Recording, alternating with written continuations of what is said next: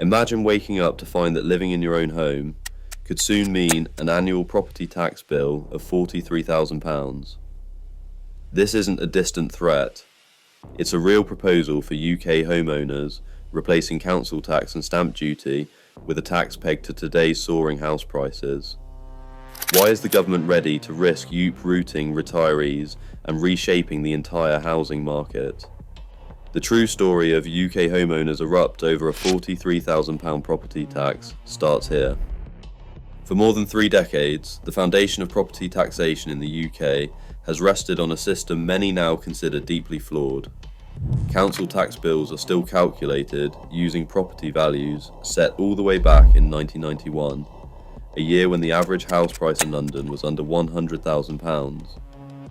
Today, that figure stands above £660,000, yet for millions of homeowners, their tax band remains frozen in time. This disconnect means 2 similar homes, side by side, can face wildly different bills simply because one was revalued or extended after the cut-off, while the other was not. The result is a patchwork of winners and losers, with no relation to current market realities. Stamp duty land tax, introduced in its modern form in 2003, is only paid when a property is bought or sold. Revenue from stamp duty swings wildly with the housing market, leaving local councils and the Treasury guessing how much they will collect year to year. These unpredictable receipts create headaches for public budgets and discourage people from moving, as each transaction triggers a large, one-off payment. Over time, these quirks have combined to produce a system that is not only outdated, but also fundamentally unfair, especially for retirees living on fixed incomes. Calls for reform have grown louder, with think tanks and campaigners pointing to the need for a fairer, more stable approach that reflects the true value of homes in today's market. The proposed property tax for 2025 is designed to replace both council tax and stamp duty with a single annual charge tied directly to the current market value of a home. Under the Treasury's most recent modelling, the core rate would start at 0.5% for properties valued between £500,000 and £1 million. For homes above £1 million, the rate rises to as much as 0.81% per year. Every homeowner would face a minimum bill of around £800, even at the lowest end of the scale. Unlike the old banded system, this tax is strictly proportional. If a property is valued at £600,000, the annual charge would be £3,000 at the 0.5% rate. A home worth £1.5 million would owe £8,100 a year, calculated at the higher rate for value above the £1 million threshold. These rates are not theoretical, they are drawn directly from the Onward think tank's proposals, which have guided Treasury modelling and are cited in government briefings. The new system would apply only to owner-occupiers, not tenants, and would be recalculated each year as property values change. For many, the annual bill would be far higher than their current council tax, and unlike stamp duty, it would not be a one-off payment at purchase, but a recurring cost, year after year.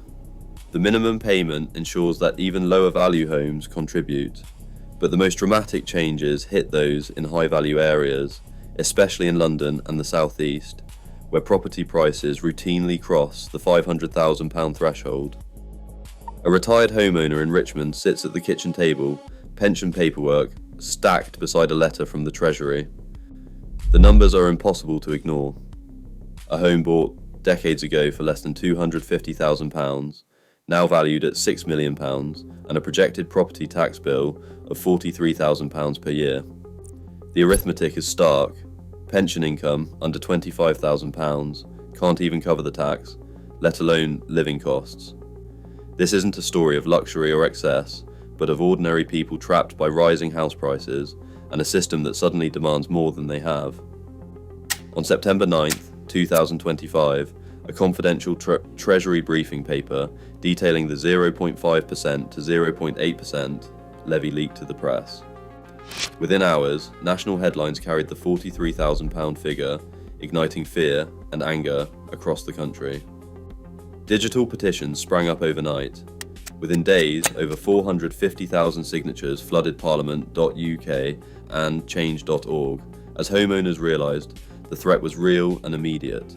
What began as private anxiety in living rooms turned into a public outcry. Pressure mounted inside Westminster as the property tax backlash spilled into the political arena. Keir Starmer, facing unrest in traditional Labour heartlands, circulated internal memos in October 2025 warning against full-throttle support for the new levy. His advisers highlighted the risk. Pensioners in North London and the home counties, many lifelong Labour voters, could be swept up by a tax designed for a different era. Starmer's public statements grew more cautious, calling for a commission to review the impact on fixed-income retirees and questioning whether regional fairness was truly being served.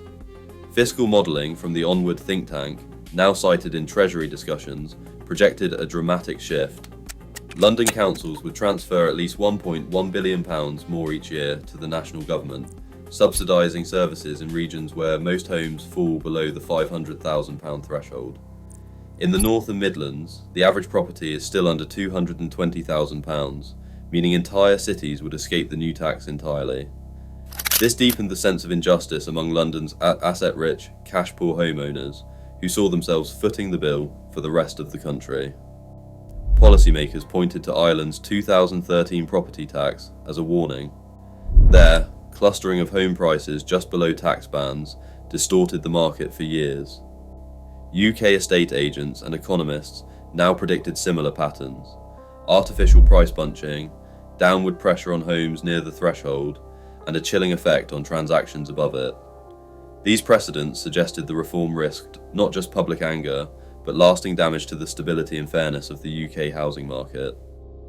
By September 2025, over 450,000 people had signed a petition against the proposed property tax, after leaked documents revealed annual bills as high as £43,000 for some homeowners.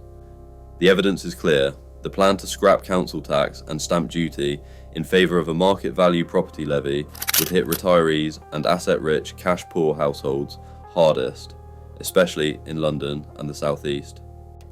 Official fiscal modelling projects a £1.1 billion shift in tax burden to these regions, while internal Labour memos from October 2025 show political divisions are far from settled. Yet, the full impact on housing markets, regional inequality, and long-term affordability remains unquantified. As seen in Ireland's 2013 reforms, such systemic changes can create lasting market distortions.